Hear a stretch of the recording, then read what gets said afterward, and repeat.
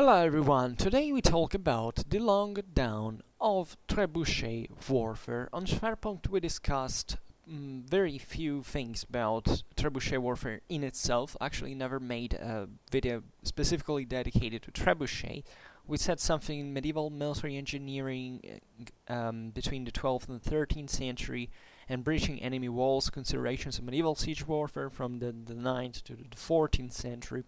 Today we shift a little bit the attention towards late trebuchet warfare, as a matter of fact. So, observing this medieval technology in its employment, broadly speaking, today we'll talk specifically about Western Europe, essentially, or at least Western warfare, as it had expanded towards the 14th and the 15th centuries. So in a moment in which technically artillery was still there, because you know that firearms start appearing from like the first decades of the 14th century, but I'm pretty sure it was already around in previous times. Black powder was known since the 13th century in Europe, if not even earlier. We don't know. And even trying to stress too much about the actual when the employment actually started back in the day in parallel with the knowledge of black powder is not really fitting, in my opinion, because also regarding to that, it's not a eureka, I discovered gunpowder, start making guns. There are all many factors that contributed to the emergence of 14th century in fact guns in Europe. And firearms were naturally to make trebuchet warfare declining, right? We talk specifically about trebuchet warfare. There were different types of trebuchet, telling the truth, that Aegidius Romanus discusses, but the employment was basically the same, albeit there were simply different systems to deliver the force, but there were also torsion engines of some kind. The ballistas were still around, but in medieval times they were seemingly kind of, from one side, tougher, less sophisticated, but more powerful, right? Even the trebuchet, telling the truth, is a massively more effective siege weapon than whichever thing the classical world had ever seen. It's kind of there are even memes like people saying, "Oh well, this is not true." Well, and presenting them rightfully like some simpletons, because objectively this is widely known. Like, there is not even an historical debate anymore. The trebuchet had performances that classical siege engines could just dream of, and trebuchet thanks especially to the counterweight system it was actually very precise. There is also towards in this late Middle Ages seemingly some scientific studies and improvement revolving around the concept of gravity and trajectory vectors being studied. So, because the counterweight it was usually this big wooden box loaded with dirt or stones, who was pulled up and then relieved, and the beam attached to it from the other side launched this thing, and it was pretty damn effective.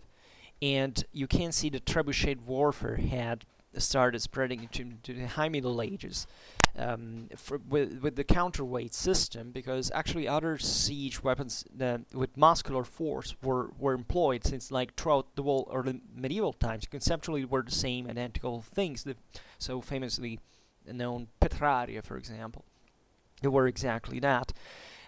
So these were stuff that actually seemingly also had an Eastern origin.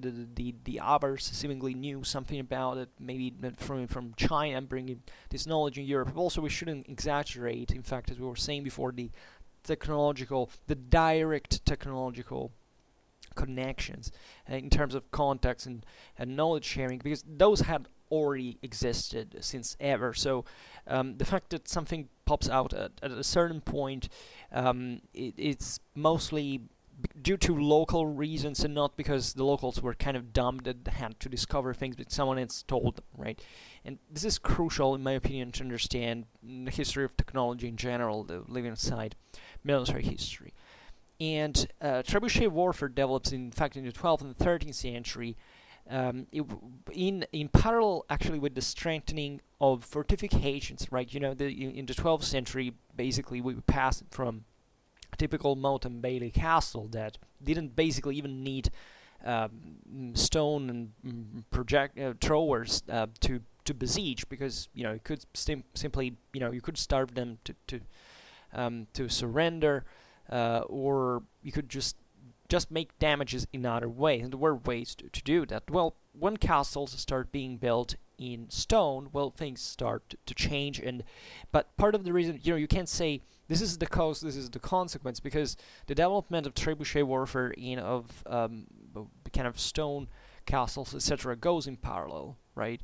And this is also very meaningful technologically speaking, because it makes you understand that it's not rather one technology triggering the other, for explaining the reason why they even existed, right? That is instead much larger and has to do with politics, with society, with economy, not with the discovery of the stuff that was conceptually there like since ever, right? Because as we were saying, the idea of a counterweight was basically substitution of muscular force. So it's not that it took so much genius to figure that out, but there are more means available, right? And in fact, in one of those videos that I mentioned before, we were explaining fundamentally how you can trace even the development of feudal monarchies in 12th century Europe and beyond, through studying, let's say, the development of trebuchet warfare and also of medieval, fortifications in general, that we haven't really discussed on Schwerpunkt. We said these things about trebuchets, but not about castles. We should surely put a patch on that, and with some video. But and this is amazing, because you realize that the biggest guns, let's say, not literally meant, but eventually even time of firearms literally meant at that point, were produced mainly by the greatest powers, right? And the Kingdom of England and the Kingdom of France especially being on the lead in this regard, because they were big, solid kingdoms with a kind of a efficient administration, especially England. Even though France was on the lead in certain regards, especially for probably cavalry technology, mounted warfare, etc., England was basically the same, but it had better style administration, for which you see. I'm not aware of some other studies about France specifically, but for England, we do know that the crown actually took care of things like having reserves of projectiles that were all very well round, like they were balls basically, to be shot. That there was a lot of care put by English monarchs in the preparation of their arsenals, right? They're having stocks of this trebuchet that sometimes trebuchet were usually built in on the spot, right? Sometimes the larger ones, especially, I suspect, were, however, they were built on the spot because they were also particularly difficult to carry, etc. And you see that England, especially Edward the First, had this great advancement in this, and they had also capacity to making technology being imported from other places, using Greek fire, for example. The siege of the castle of Stirling, if I'm not wrong, and that tells you a lot about how actually very sophisticated already by the end of the 13th century such technology had become. And in fact, what today we observe is that at the beginning of the 14th century, so the moment in which actually firearms starts appearing, very, very humbly, very timidly, telling the truth, the Trebuchet Artillery, because that was the proper name, and the term artillery is something that dates back, I think, to the 11th or 12th century, so it's not a mistake actually to call it artillery. That's a proper term. Was immense. Like, it was considered a great technological success. Two Italian authors, there were some authorities on the field, like Egidius Romanus, Egidius Colonna, his De Regimine Principum, and also Marinus Senatus Torcellus in the Liber Secretorum, right, write about these systems and the effectiveness that they had, and the fact that they were showing us that these machines were considered like the best thing around at the time. They objectively were. Like they had a massive power. The greatest problem, like the reason why trebuchet warfare at one point kind of stabilized naturally is intrinsic to the same degree of development of certain of Europe from a political and social point of view, for which these trebuchets were designed not to be immense projectile throwers for the sake of themselves, but just being effective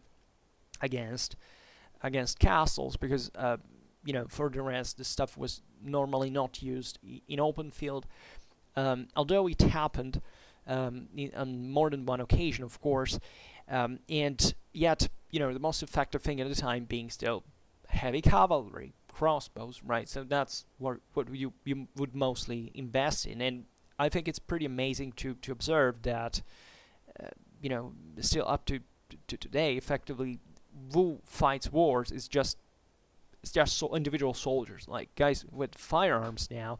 But at the time, of course, still the human element now is what is on the lead, right? Of course, today we have hyper technological task forces that intervene here and there, but if we were to fight something similar to World War II, the resources for employing all that technology would run out in a few weeks, renowningly, and therefore we would revert actually to something pretty close to World War II in terms of amount of troops involved in tanks and planes, etc.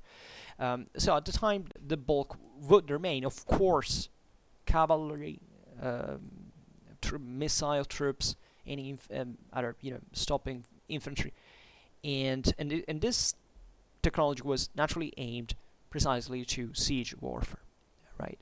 And it costed a lot, right? That's another reason why you to build something. There were certain monster trebuchet apparently used always by the English, interestingly enough, by Edward III, etc. We're talking about enormous stuff that took like hundreds of ox or something like that to carry, and maybe we'll see it on another occasion.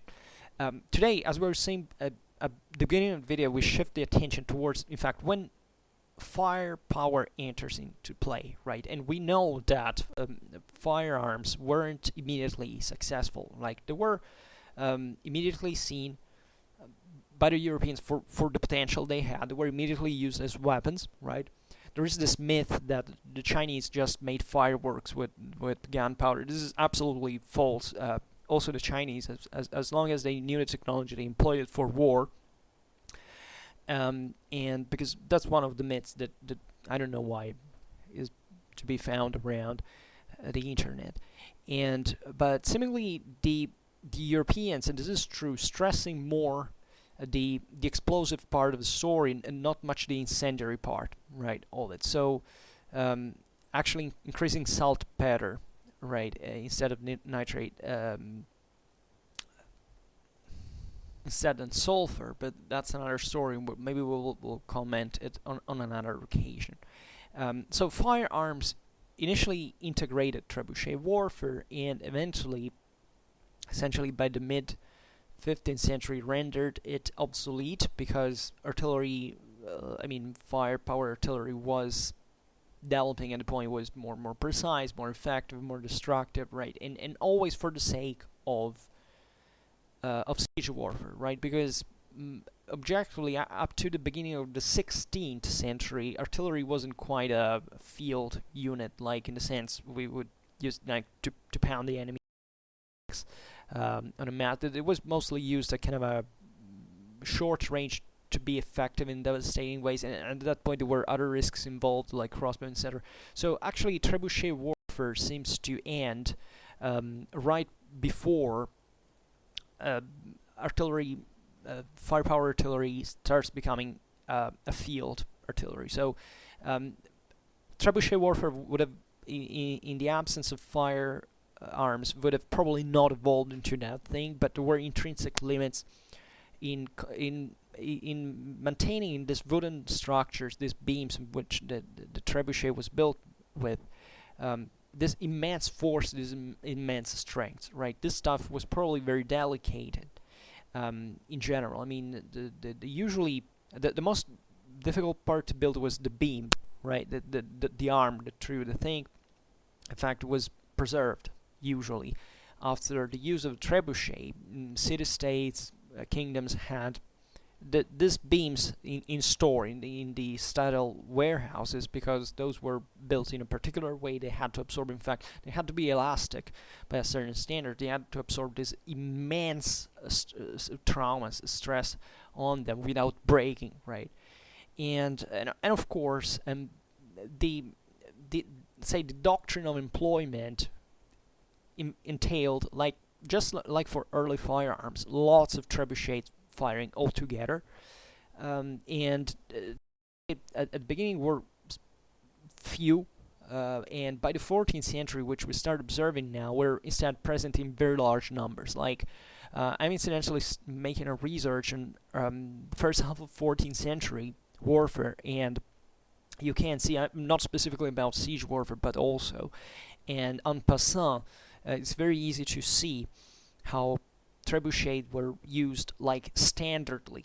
Like every siege you encounter, even if it was like a stinky castle, not even a stone thing, trebuchet everywhere. Like, and at that point, it was very important, evidently, and it wasn't a novelty anymore. Instead, we have a lot of sources from the 12th and 13th century saying, "Oh, look at this trebuchet is immense," etc., and stressing the fact that it was something new, something amazing, right? It was all a development about this stuff that by the 14th century was somewhat stagnating. I don't think there are studies that actually show us that can track, even for in the first centuries, a concrete evolution of what a trebuchet was, because we know fundamentally very few. Like, we know enough to know how it was built, the certain technicalities, but how and which one these were, actually, we don't know. Like, even I think of surviving part, there is probably very few.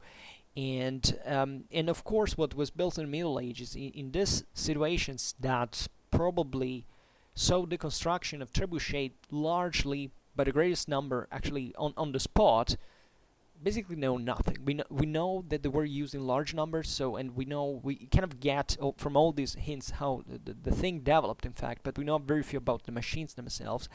And I presume that by the 14th and 15th century, with the progressive development of firearms, there wasn't much of a technical improvement of trebuchet itself. Like, maybe, of course, castles were getting tougher, so these things started increasing in size themselves. But there was probably a limit at that point of saying, okay, let's you can't build something that takes a wooden structure that takes too much stress on it, right? And that increased at one point inconveniently the amount of money necessary to create one, and while firearms were proving much more effective. So actually, it could be also one of this could be a factor in the whole system that also allowed firearms to spread, maybe even more effectively, because there had been trebuchet warfare before, right? So relatively to this last point, of course, the expanse. What you see in seizure warfare during the 14th, 15th century normally is that the length of the siege normally increased. Like, for these times, you realize that sieges were carried out around now the toughest and the largest centers anymore, because objectively trebuchet warfare had contributed to find from the 10th onwards in Europe literally everywhere. Like, even a city district would have easily tens of castles, and by castles we intend like fortresses of different type, not just the stone one. It was a bit of a larger one, but all the countryside was dotted with this stuff. It was also very difficult to to access sometimes. I mean, even trebuchet warfare, like if you measure just its own potential and forces and strength involved, you can't see, yeah, it could smash easily certain structures, but the problem was also carrying trebuchet or building them in certain places, up to certain hills or mountains. It was complicated. So even on that, the trebuchet contributed to wipe out, especially on the flat land, all what the local fortifications, the majority of the fortifications had been about. It contributed to the development of further castles, larger castles, as we were saying before. And in the same process, both for having castles and for having trebuchet, there was a political centralization. That is what you can see in parallel also for firearms in the early modern age, and the creation of, for the Middle Ages, for the trebuchet, like kind of the feudal kingdom, in the modern age, the modern state, in fact. Because these resources couldn't be like, you need a larger government to invest effectively about the best technology, etc. All the communities need to have a chief, a leading organizer of all this stuff, and that's what brings necessarily, because these very communities were being, in fact, now wiped out by armies employing these weapons, someone who would protect them on that sense. So at a strategic level, what happened is that the siege warfare revolved into this late medieval period mostly around the stronger centers, and therefore normally this the time of the siege increased, right?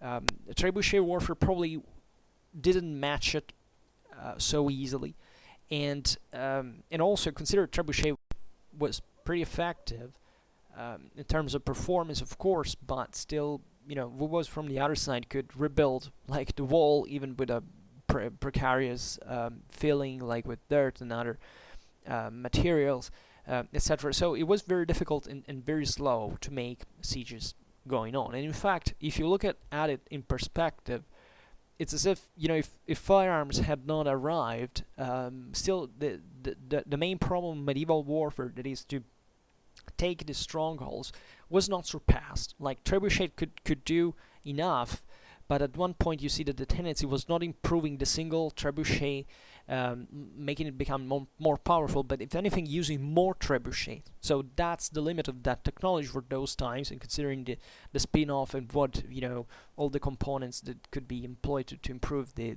trebuchet structure were available. And that's how you have to reason in technological terms, because otherwise they would have just built still few but larger trebuchets. It sadly didn't happen.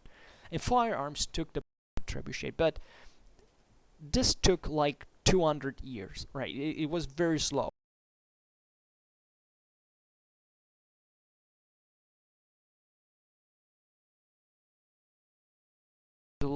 Some last years using trebuchet in the street, but that's another story, of course, and that was just not like it. But it was still effective. So of course you can find anachronisms even in the 16th century. Just like in the 16th century you still used crossbow or even longbow up to a certain point, mostly up to the mid 16th, because after that it was so obsolete that it was ridiculous, right?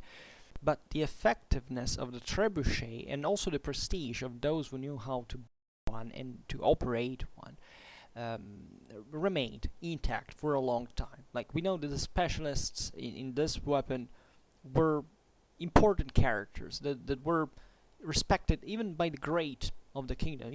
For example, in 1297, during the siege of Lille, the Count of Hainaut please, his most dear master of the arms to fabricate the largest machine possible, right? Which is a hint that objectively building large trebuchets was still at the point kind of possible, and increasing the size for obtaining something monstrous, like it was done, especially also in the 14th century.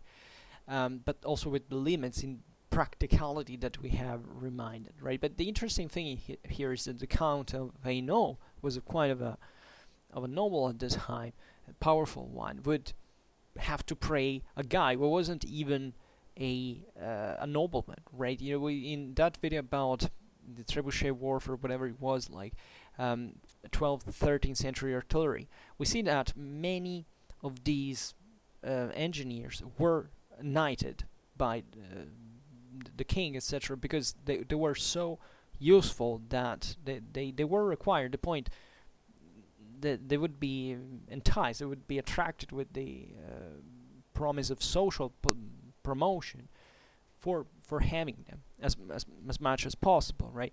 So these people made a fortune sometimes, and then proving that, and there were many actually.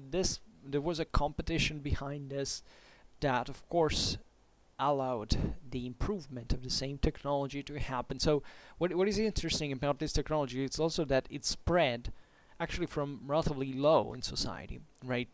All the experts in this systems were actually commoners. This is not something was pioneered by the monarchies from the beginning. It started spreading in places like northern Italy, and especially in places where in fact there was no much of a central rule, right? And from there they started selling their services in other places. This is very important, right? Because it shows you that around the trebuchet was the need of a spin-off that could be found just in certain particular communities, just like firearms would in fact develop mostly into urban centers, because they had the technologies. The burghers had their own trade, easier access to trade. All this the materials that were needed were quite expensive, right? So that's the reason, for example, why Burgundy had a larger and earlier artillery park than France, right? Because they had, by that time, the Dukes of Burgundy had all the Flemish cities that could produce largely this stuff that was, for example, you know, the Tudor England kept importing regularly firearms from the Netherlands for the very reason that they had a poor urbanistic development, and aside from London, basically. So there were many other problems like local resources, etc., and so it's complicated. But just for making you understand that you don't build this thing from scratch. And still, in the 13th century, warfare was mostly about cavalry, right? And same sieges, yeah, with trebuchets or not, could improve more or less, but through these technologies. But still, that was not what made the difference decisively, right? There were many other factors. So always remember what we said in von Clausewitz's series, that obsession for single weapons, for how soldiers were equipped or whatever, is literally and virtually some of the least important things in the history of warfare in absolute terms. And this is perhaps difficult, because when we talk about technology, like videos like this about trebuchet specifically, everybody gets hyped about the trebuchet in itself, but you have to contextualize it all the time, and you can't deal just with the crude thing like what was the performance of this trebuchet, because that's not even important. The important thing is that was what we know also for certainty, because there is a strictly historical problem as well. And it's only by seeing how many were used, how they were used, and also the performance, mostly many other things like how much it took to take a castle, even with trebuchet, that gives you a realistic understanding of the dimension of this trebuchet warfare. Right? So in talking still about the siege of Lille by the Count of Hainaut, we know that the trebuchet unhinged literally an apple, that was the term, of 200 pounds, right? 200. Imagine 200 pounds being thrown at like kind of hundreds of meters of distance. With all the gravitational acceleration, not just the counterweight power that had delivered the kinetic energy into the beam and so on, that destroyed a chimney, let's say, and smashed also close to the enemy chief, Robert de Bethune. This is Histoire chronique de Flandre. That tells you how it was possible. Like, the count asked for this larger thing, and the engineer one, and effectively it goes like. And I think that, it was sometimes just for having fun. Like, I can't imagine like the count, well, maybe having many trebuchet already, and had some money left, and said, okay, let's maybe, instead of building another 4 trebuchet, let's make a larger one and see what happens, just for having fun. And never underestimate the psychological effect of this trebuchet. Many people think trebuchet were mostly like about literally smashing, and yeah, the concept was that, but there were also other ways like these machines could be employed that involved, for example, hammering the enemy with hundreds of shots at a time. Hence, also given that the single trebuchet didn't shoot such a lot of projectiles at a time, using multiple trebuchet at once, and bombarding the enemy for a time that was enough not to make him sleep. Like, we have evidence of entire castles that were captured because the garrison had not been able to sleep due to the constant trebuchet fire. And that's something you can easily do, like, even with like half of an hour, for example, just not to make the enemy sleep in a row. And at that point, the guys are destroyed psychophysically, and they can't fight anymore, right? That's a real thing. So those are all the various types of employment that this thing could have. And you can imagine also that this stuff was precise, but it wasn't like, that every projectile has a parabolic trajectory, right? So the trebuchets were mostly conceived for smashing walls, etc., but they weren't actually weapons of precision in the sense we mean it, like with a point blank range shot, right? Like the ballistas could be. Of course, even a ballista has a parabolic trajectory, but the trebuchet is mostly about making a very acute parabola. So that was like theoretically just mostly smashing something big like a wall that you could easily find in the front. But it could be also pretty damn precise in this regard.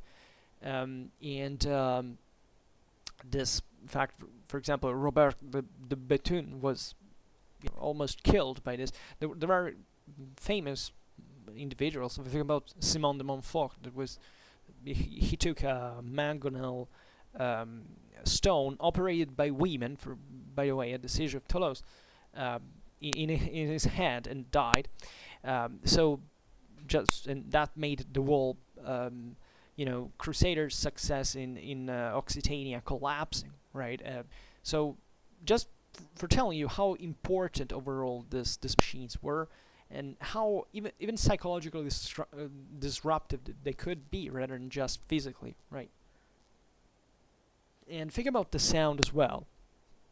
Like having a 200 pounds projectile that smashes against a house or a wall, it's like a big hit, like a big sound, and a pretty messed up effect on who receives that. And there was naturally, as we will see now, also counter trebuchet warfare. Like there were machineries mounted on the walls to hit the same trebuchet. So that also what brought the thing to a standstill at some point, right? Because the same technology was used by both sides.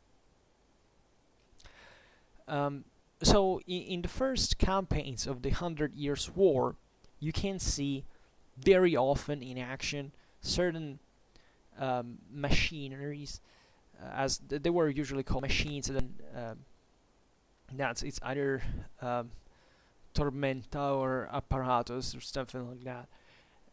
machine, right? That's all in fact machines that also have other names like in French, chiefly because France was the area where now this was being used the most, and this is about the 100 Years' War. But France was also a place where, as we were saying before, the biggest monarchies were fighting at this point, and therefore that could field kind of more of the stuff. Oh no, not always. Like there were other powers in Europe that could field easily more, even more than, or at least the same level that France could do, right? But these were still kind of the highest numbers on average. And this stuff, these machines were called martinet, engin volant, trouille, bricole, couillard, bif, tripon, pétrère, mangonneau. So these are all names that reveal us, first of all, that in medieval times there wasn't anything like a scientific categorization of weapons. Some of the names we listed here, but they have all a different etymology. These are popular names, first of all. Maybe just engin volant, or these are kind of more neutral. The term pétrère is also kind of Latin and existed from a very long time. But mangonneau, couillard, bif, martinet, bricole, trouille, these are kind of popular names specifically from France, presumably. Maybe they came from some Latin vulgarization, I don't know. But what means here is it probably was a different origin from, depending on certain characteristics that we can't really frame right now. The same goes for early fire artillery, gunfire artillery, that is not quite categorical. Medieval sources do not have that. That's an obsession that actually comes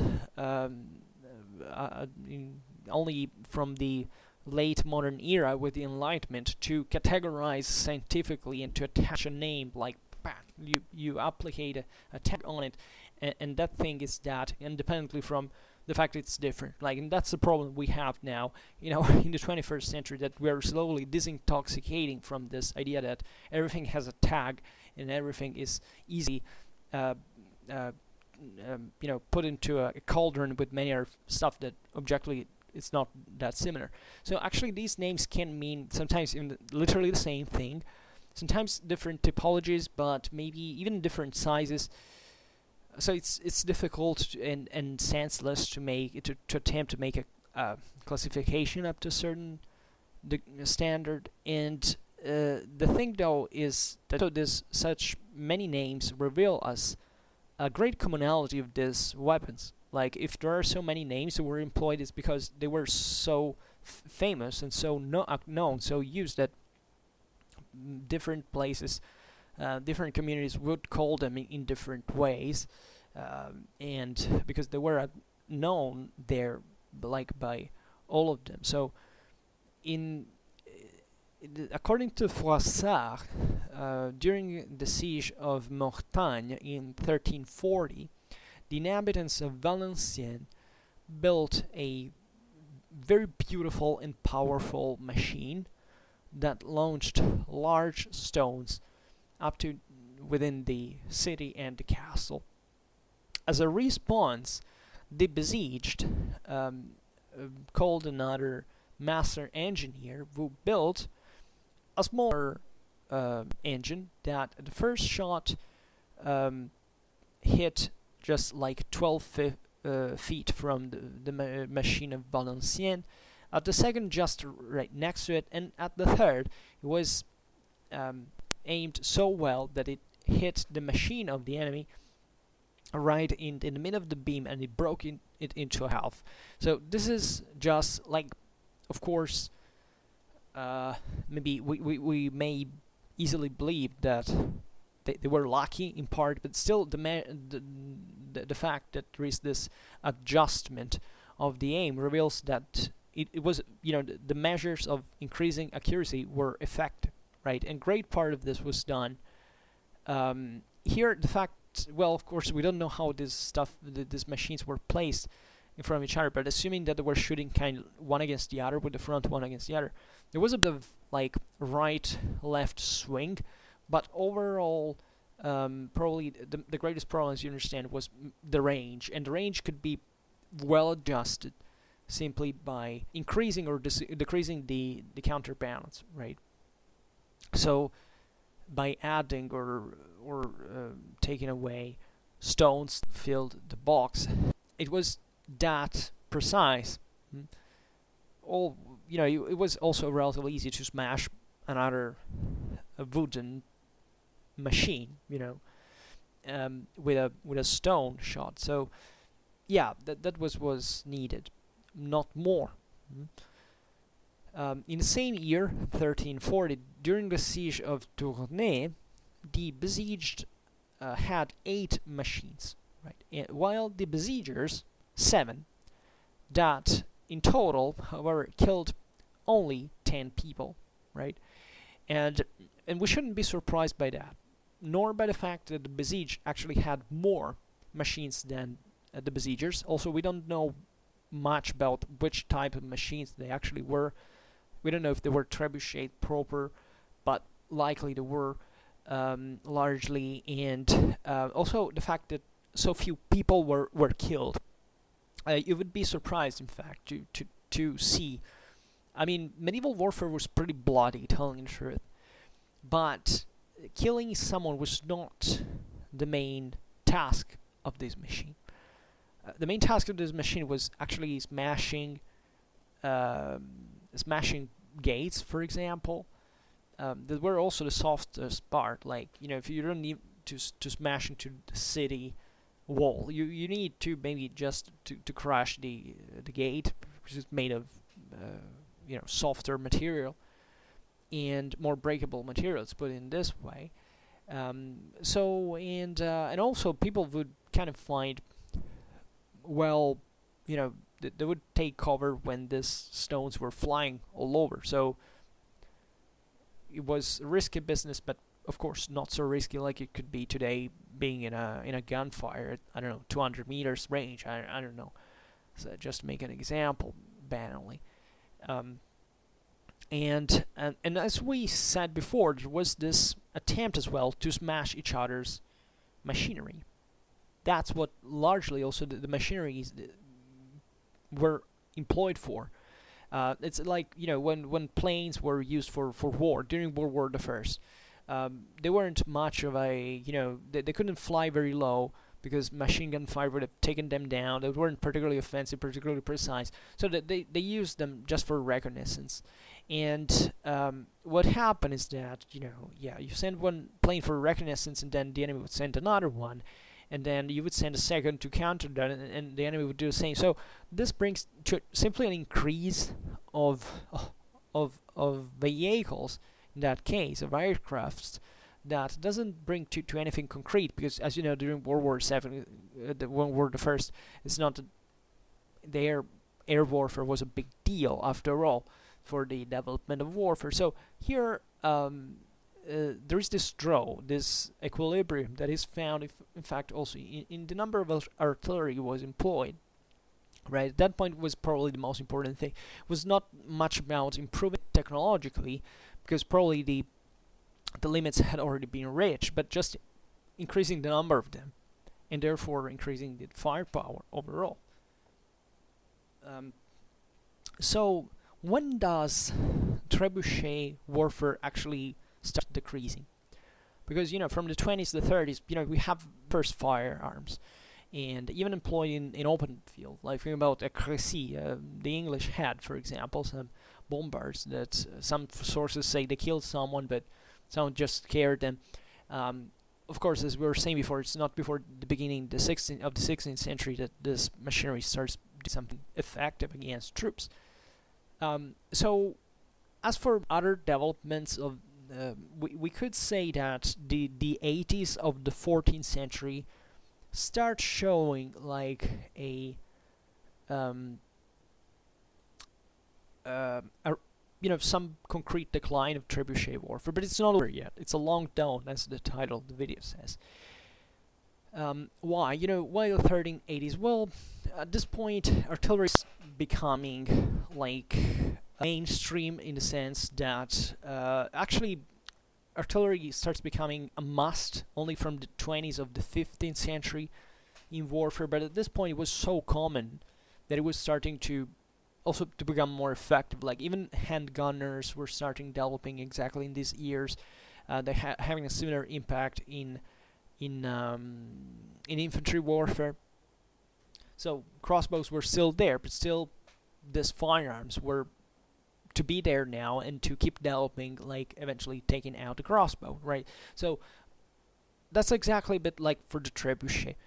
It was still used, but was something that now was about to progressively erode its primacy. In this case, not much of on the battlefield, but on the siege scenery, right?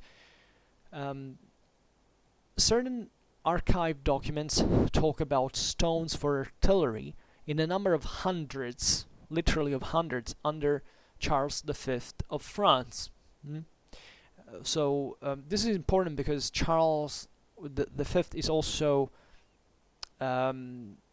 credited as the first French king that actually didn't disband for the first time the mercenaries, kind of start keeping the embryo of what would have become a permanent army in history. Like, it's very debatable in part, but it's also important, and it's also important to see, in fact, that at that point, still, trebuchet warfare starts, is so present, so widespread, but it starts also declining in correspondence to what modernity would have been, essentially permanent armies, artillery, right? And this is even if at an embryonal phase.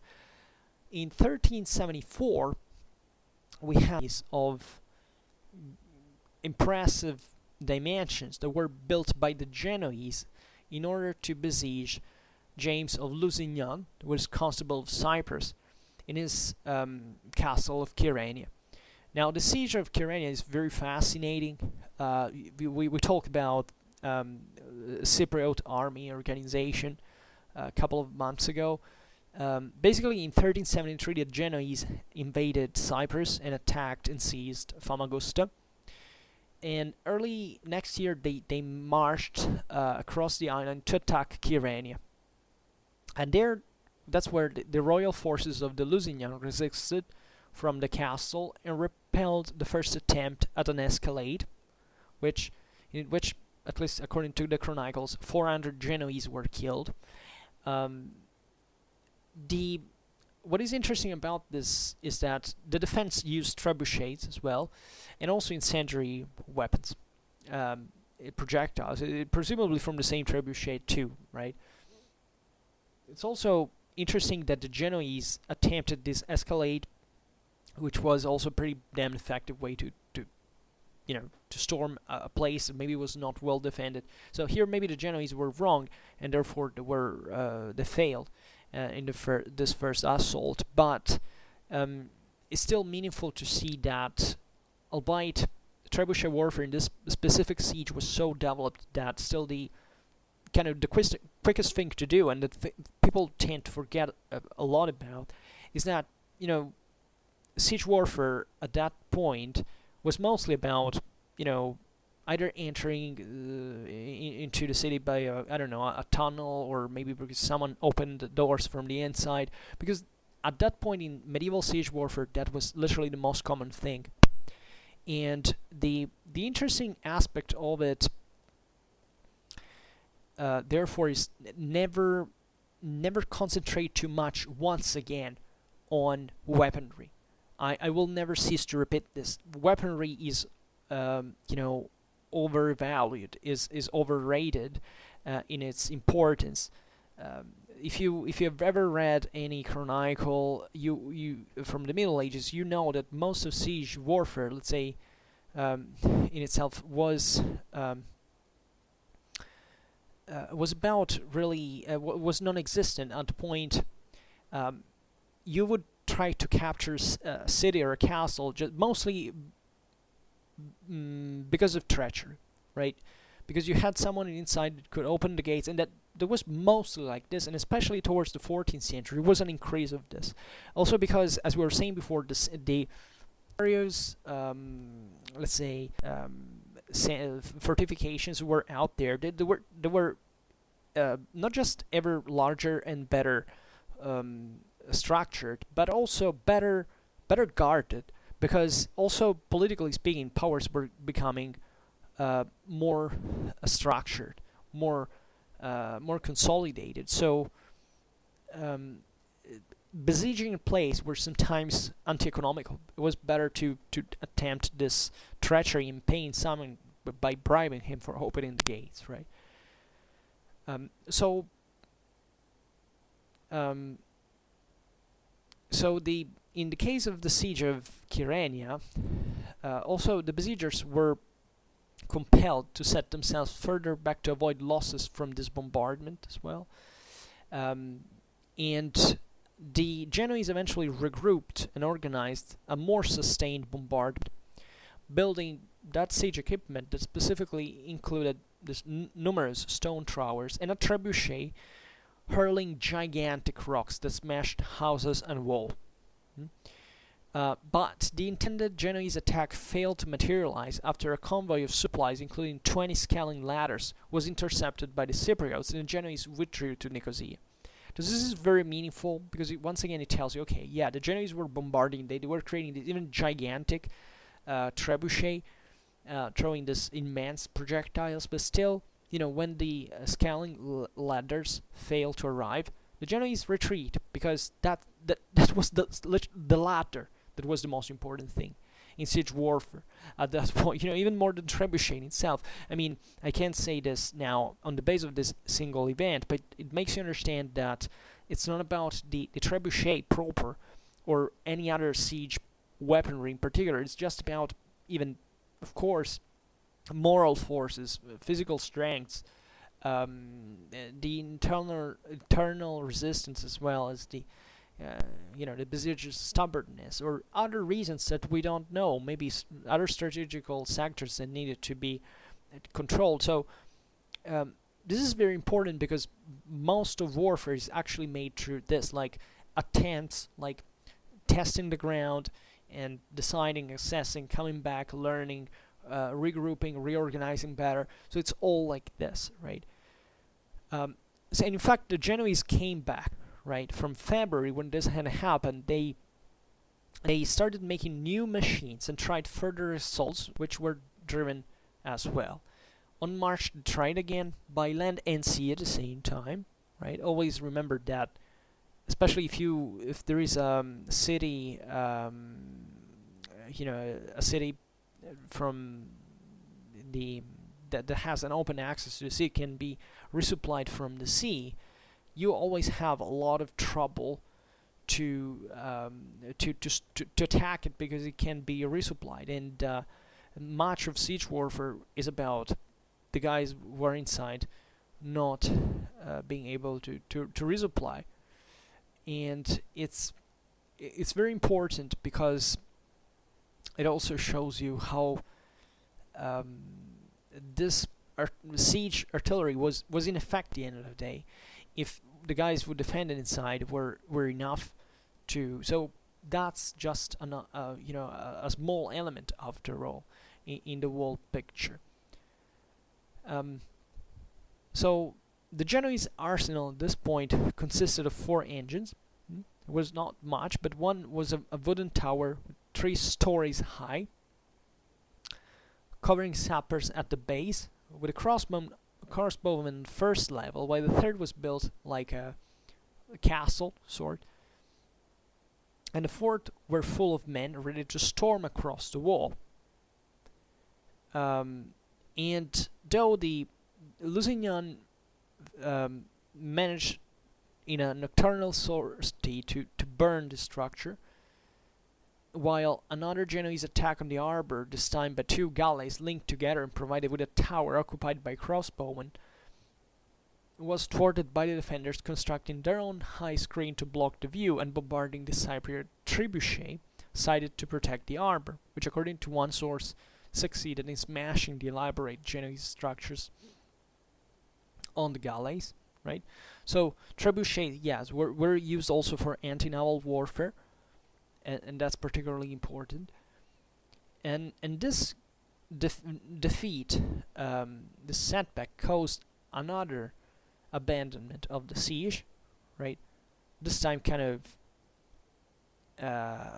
for quite a time, the Genoese remained in control of Famagusta, which resisted an attack by King Peter II in 1378, and 2 years later the king ordered the collection of taxes to pay for the building of a citadel at Nicosia as well, right? So using the Genoese prisoners to excavate the ditches, the work was finished in only 1 year. Eventually the Genoese would take control of Cyprus anyway, but just for saying how this work and counter work was really what most of siege warfare really was, and how the machineries were just a part of it that weren't like how you actually won. That this Genoese attempted the impossible. Genoa, like other Italian powers, was on the lead of military technology in the late 14th century, and especially in siege warfare, naval warfare, crossbowmen, and here still against a fortress, a well-held fortress, it didn't work. Yeah, it's impressive if you think about it. After all, and we're at the end of the 14th century still, and this proves that even need for heavy artillery wasn't. I mean, maybe it was already there, but still the trebuchet that rules overall, but is still ineffective in part, right? In 1405, we find the French using, in Latin, the so-called machinas ejaculatorias, right? The plural machina ejaculatoria, actually at the nominative. And in the following year, 100 carpenters worked hard at Saint-Omer to build 3 great catapults in Fort Couillard. And later on, in the same period, Christine de Pizan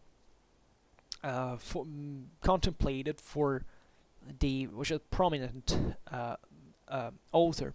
She wrote extent. We talk about her. I think we made a video that was discussing the ideal of peace in the Middle Ages, that contemplated, incidentally, the use of weapons, of course, in defense, etc. So she's an amazing figure in medieval literature. If you're interested in her, just please find out more about her. And she was writing that for the defense of a stronghold were necessary 2 bricoles and 2 couillards, each one provided with 4 slings and cordage and stones in great abundance. And for the attack, instead, 2 great machines and other 2 ballistas provided and equipped with all the necessary for throwing the projectiles. Item 4 couillards, the most new and furnished one, and provided with all the equipment that eventually was needed to operate them, and 2 ropes and 3 slings for changing them when there would be the need of that. So figure out, in fact, the cordage, how much strength it had to absorb. And it's also risky if you think about it, because here, if one stone, like if the rope is destroyed while the engine is operated, the stone can end who knows where, right? So it was a dangerous business, telling the truth. And but it starts maybe underlying here that towards the 14th, 15th century, more than the size, that here's not stressed, what's important is starting to make the firing much more efficient by having spare material that was consumed, and mostly, in fact, being provided with all the necessaire for keeping these machines in constant function, right? And Christine de Pizan actually wants also a great number of cannons as well. So, because according to her, from which we can presume that she had informed herself by asking the experts about the new artillery, right? That according to her, this work didn't eliminate the old one, but on the contrary, it integrated it, right? And probably at this point, because its own effects were conceived like they were recognized as different, but they were still also comparable in terms of general utility, right? That is, there was surely a point at which firearms started surpassing trebuchets, but there was a point in which they were inferior to them, and at a moment in which they were basically the same. And this was probably it. That this was the moment in which the surpass was taking place. And yet, even around the 20s of the 15th century, where artillery is gaining pace pretty quickly in siege warfare, at the point it's becoming prevalent as a siege, as the most used and most useful siege weapon, a persistence of this ballistic machines, right? In between 1419 and 1420, there was a sort of machine, not better defined, because that's a problem of terminology, right? That, however, was present in the cluster of Saint Paul.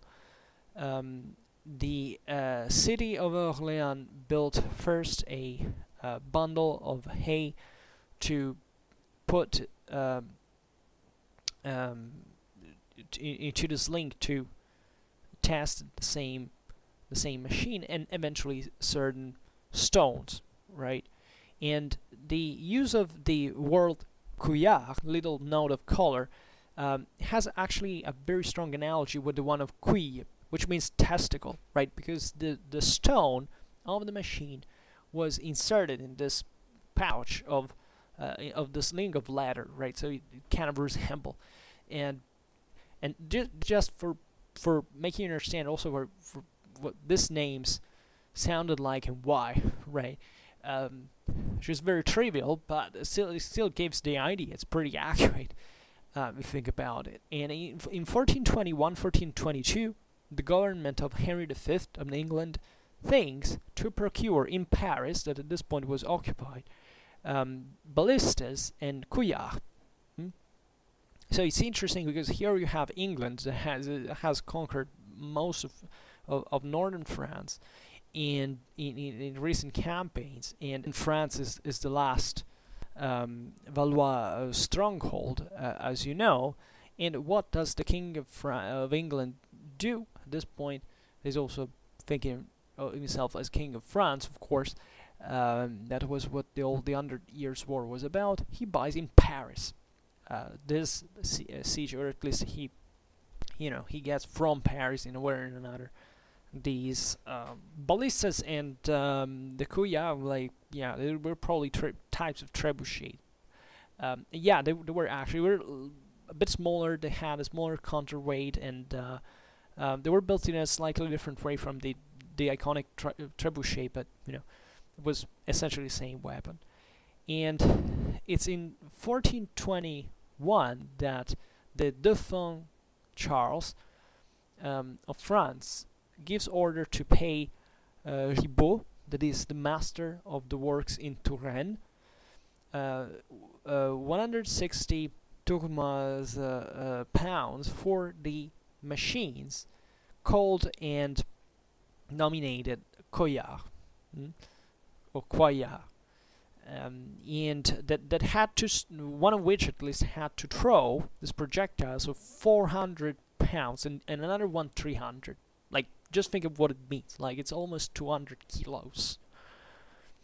And this tells you that they were of different size, even, right? So this is extremely important to think of how they were so very artisanal still, and especially these larger ones, because probably the smaller ones they were much more standardized in practice. These larger ones required, like, every piece was a thing on its own, right? It required a lot of skill, and they came out very, very differently. And of course, they were tested as well. So there was probably a market of them. There was surely someone who made a living about this. And definitely the 100 Years' War was a moment in which they probably made a lot of money in that sense, because this machineries were highly required. From his own side, Philip the Good in 1422, during the campaign that eventually swept the Picardy from the last Armagnac fires, intended to use 8 couillards that are provided with projectiles that have a weight between 100 and 300 pounds. Eventually, at least in France, certain inventories signal machines of this time up to the 60s of the 15th century, while the presence of ballistas is still signaled here and there after the reconquest of Normandy in 1450. For example, such weapons were used for the assault at the Grey Tower of Verneuil. It was an important siege. And there are also other scattered references to this.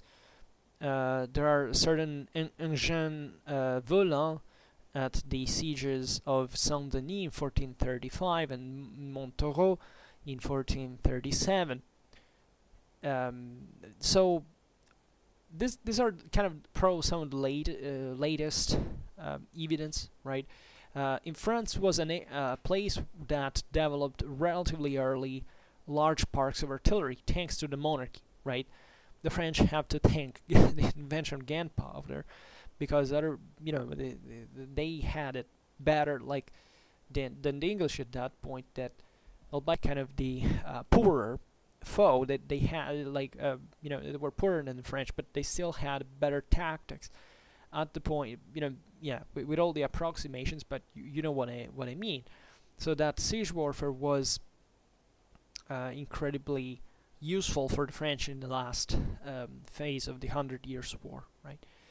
And as we said, England was like actually every country at the time chronically indebted, and couldn't have as many artillery as France, right? Even but here we should open to further considerations. But the point I was making is that France was probably one of the places where trebuchet warfare, albeit so widespread in there for such a long time, had that would fall into use earlier than in other places.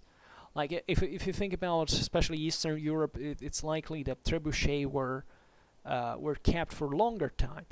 And I don't know specifically about trebuchet in Eastern Europe, because usually we are concentrating. There is all a story that I would like to extend also for Eastern Europe and the Near East, or Spain or Italy, etc. Because you can, as you understood from this video, hopefully, that you can trace a lot about the local political and military history, right, and social history as well.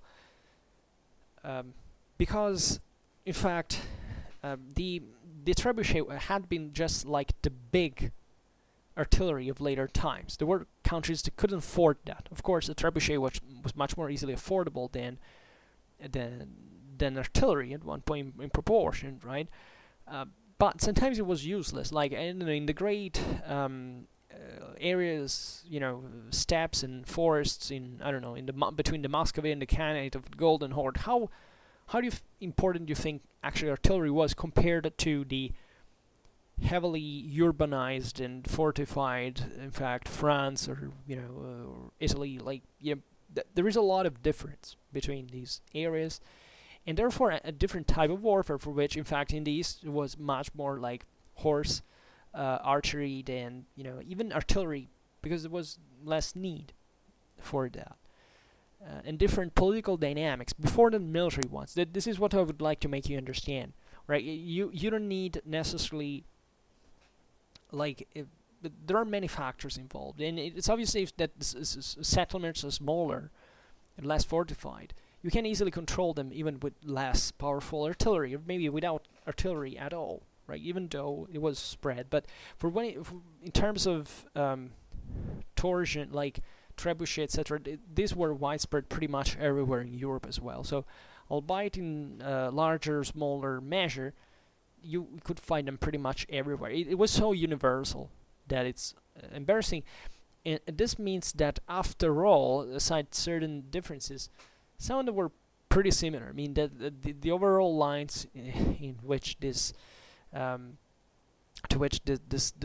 evolution of such weapons had tended to were pretty similar after all. Because the problems they had to solve were fairly similar. However, as we were saying, at least in France, by the substantially from the mid-15th century, the mention of trebuchets and ballistas was sporadic, right? Ballistas, as such, were like we said, they had a more direct trajectory. They were used for this very reason, a shorter range. At this time, you have other weapons, right, including artillery, that makes this stuff obsolete. And especially it seems that the decisive change, the disappearance, the literal disappearance of these weapons in France, probably earlier than also any other European country, happened in the second quarter. And in general, the decisive turn seemingly had taken place in France in the second quarter of the 15th century. That's really the moment in which you can see, apparently, trebuchet warfare decreasing brutally, so that everything you see afterwards is very, very rare and isolated. And it would be very, very interesting to deepen our knowledge about whether this happened, with the same time, same dimension in the rest of the West, right? Because probably, well, there were surely places where such machineries were probably very rare. I mean, I don't think that in places like, I don't know, but I can't say, maybe it's wrong, but I don't know, in Ireland, let's suppose, I don't think there was such a huge spread of trebuchet ever. Like, maybe among the English, they were there, yes. The English held territories, but, the rest of the Irish clans, why would they need a trebuchet in the first place? I mean, it was really manpower at that point made the difference in a place like Ireland. So, yeah, and maybe we'll try to answer this question one day, who knows.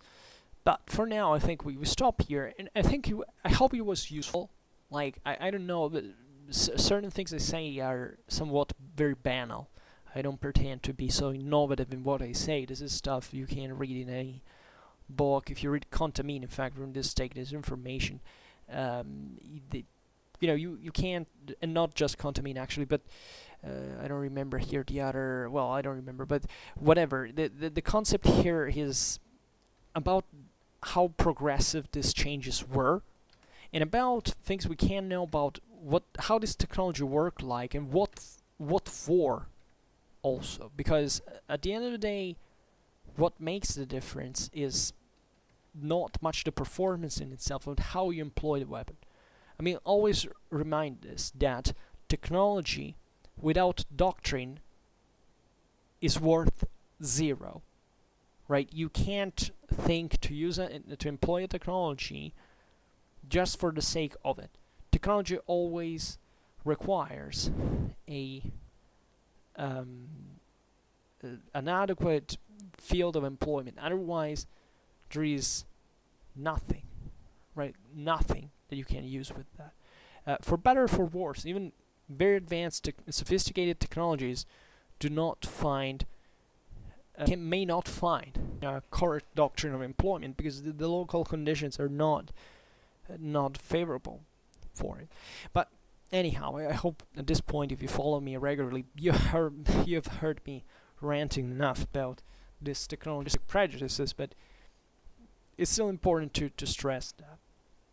So, okay, for now, I just hope that you enjoyed this video. If you did, please share it. Otherwise, leave a like or subscribe to my channel if you're interested in my upcoming contents.